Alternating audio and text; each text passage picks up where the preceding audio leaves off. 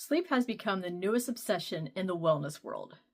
We have seen anywhere from juice cleanses to detoxes to parasite cleanses, and now we have this thing called sleepmaxxing.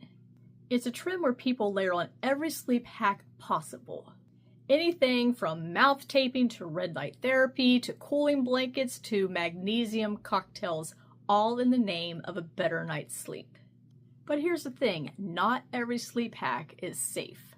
So in this video, we're going to break down all the sleep hacks that are trending right now.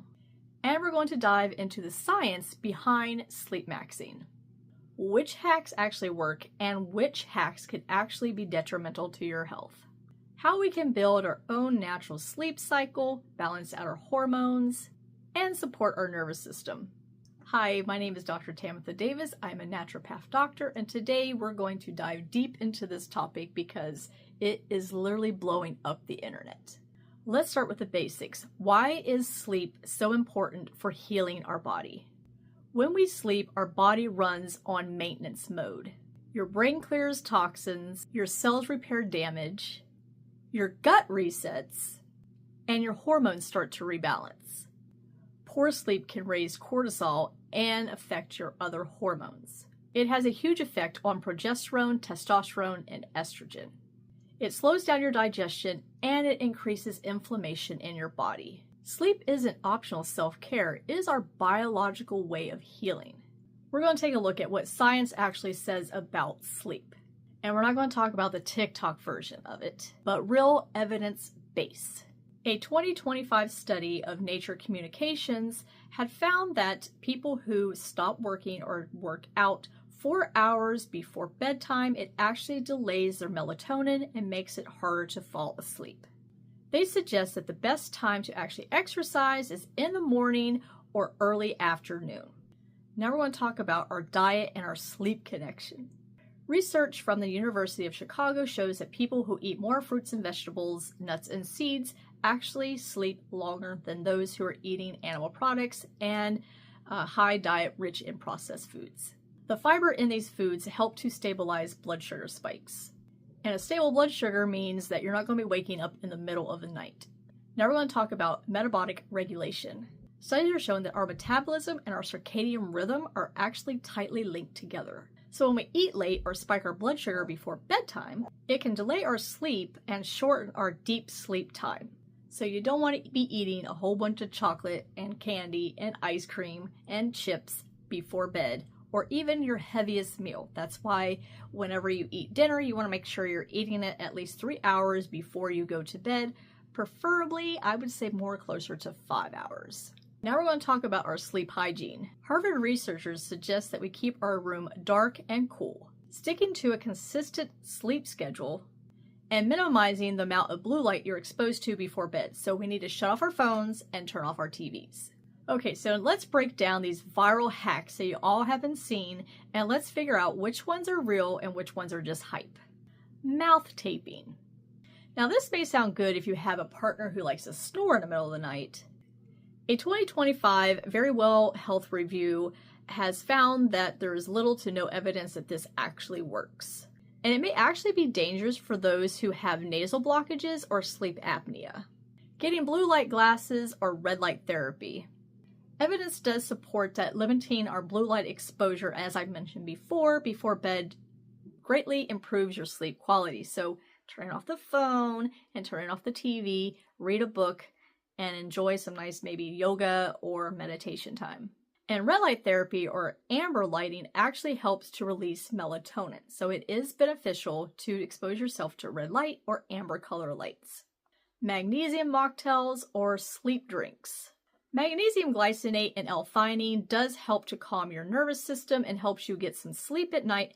However, a lot of these sleep mocktails are loaded with a lot of sugar, which that's going to kind of be counterproductive.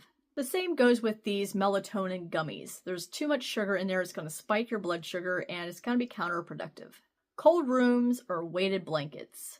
Keeping your room between 60 to 67 does show benefits in helping you to fall into a deeper sleep. Weighted blankets may actually help you to reduce anxiety. I did find this. I like to be all snuggled up. I like to have layers of blankets on me. However, I do get hot in the middle of the night, so that's why it's very important for me to keep my room cooler. But it may not be for everybody because some people may feel like they're being suffocated, so you may have to experiment with the weighted blankets. Sleep trackers are wearables, like a watch. Now these can raise awareness, but don't get obsessed with them. Some experts warn people that being obsessed with tracking your sleep and things may actually raise anxiety. So this means that you're stressing more about the data than you are worried about relaxing. So the takeaway from that is if it sounds too extreme or complicated, it's probably not worth investing in. And you don't need 10,000 devices to help you sleep like a baby. Alright, so let's talk about some other natural ways to help your body to calm down and help you sleep better. Do a wind down ritual. I've already mentioned some of these where we turn off our TVs, turn off our phones, and read a book. Meditation, yoga, stretching, doing some humming, or just kind of doing a little massage for yourself. Not that massage. I like to drink herbal teas before bed. That can be chamomile, lavender, lemon balm, valerian, and I like to just have some nice music playing and also go into meditation that way too. Sometimes I'll even take a nice warm bath before bed. This can also be a good time for you to do some journaling. Do some deep breathing to help stimulate your vagus nerve, making sure your room is staying cool, and invest in some blackout curtains. I have blackout curtains, I have blackout blinds, and I have regular blinds because I want it to be dark in my room. I have a diffuser. I like to put lavender essential oils in it, or I even have like this blend that I bought. I'm not sure all the essential oils that are in there, but it's more calming and relaxing. Sometimes I use it for meditation, but it just helps to relax your nervous system. In the morning, when you wake up, get outside and get some natural sunlight because this helps to reset our circadian rhythm. Avoid heavy meals and caffeine late in the day. So we don't want to be eating chocolate bars at like 6 p.m. or having that big dessert right before bed. Go to sleep and wake up at consistent times. I know this may be harder than it sounds, but we need to make sure we're getting into a nice rhythm. Making sure that we're eliminating stress as much as possible because when our body is stressed out, we're in that fight or flight and it's very hard for us to fall asleep and we'll keep waking up. So once we let our nervous system know that our body is safe, we'll be able to go into a deeper sleep. And remember, sleep isn't something that you hack, it's something that you honor. You don't have to tape your mouth shut and you don't have to spend $400 on some little tracker. Listen to your body and respect its natural rhythm. If this video helped you to understand your sleep better, hit the subscribe button. Share this with somebody who may need a little bit of extra help with creating a ritual. They need some tips and suggestions. And remember, healing happens when your body feels it's safe enough to rest. Thanks for watching and I'll see you guys in the next video.